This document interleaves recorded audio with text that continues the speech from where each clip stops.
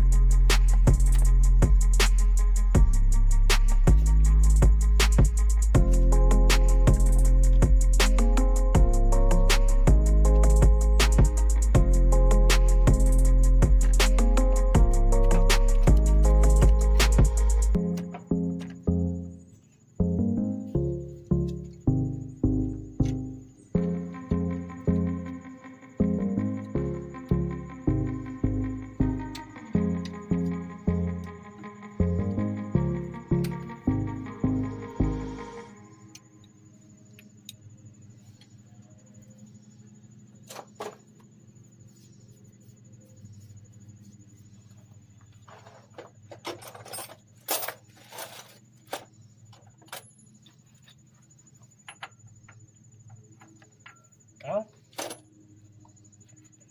not even tight.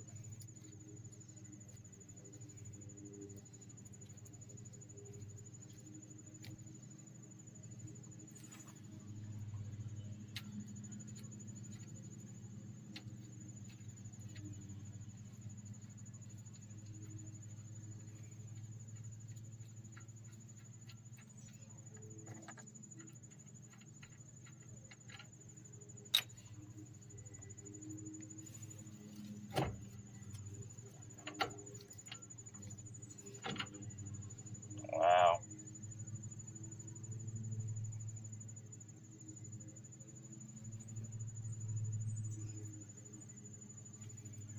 Not good.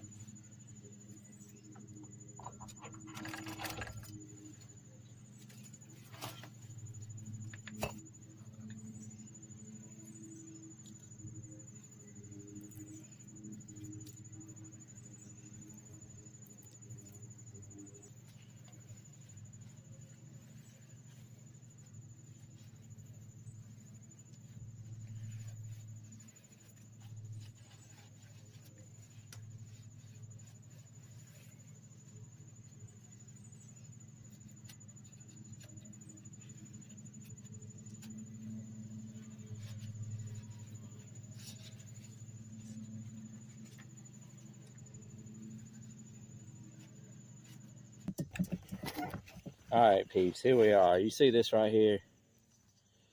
You can see the one side of this thing here. It's totally coming apart. You see all that flex and that bearing right there. You see that? How it does that right there. Look, this one right here is even missing a piece out of it. That's how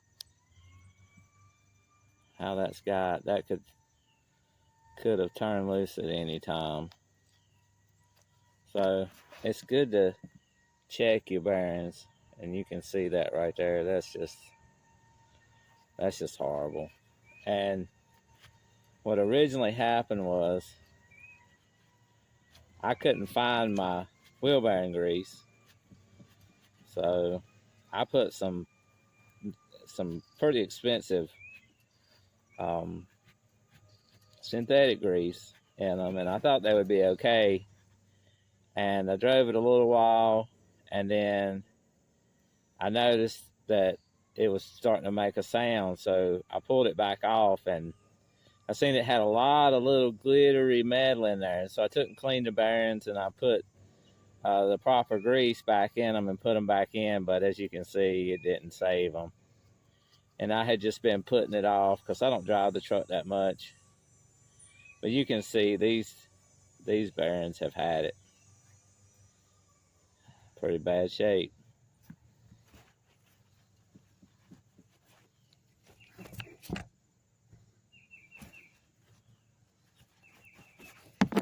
Piece of brass to knock it out with. It won't scar up stuff like a metal will, like steel or anything else you use.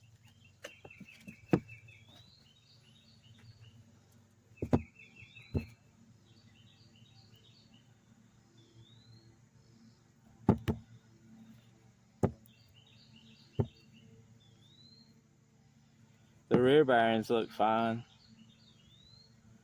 They're not bad at all. It's just those front bearings. But I'm going to replace them all because they had all them shavings inside. I'm going to take and do the seals and everything. I mean, this seal don't look like it's in bad shape, but just for a few more dollars, I can just put a new one in it. So, and I'm going to go ahead and start cleaning this thing up real good. Get these races out.